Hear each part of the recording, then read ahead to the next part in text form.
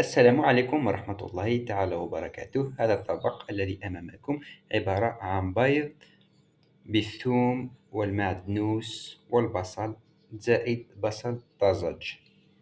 كما تلاحظون، هذه الوصفة جيدة للزكام والأمراض التي تأتي في فصل الخريف. أنصحكم بها ولو مرتين في الأسبوع. شهية طيبة.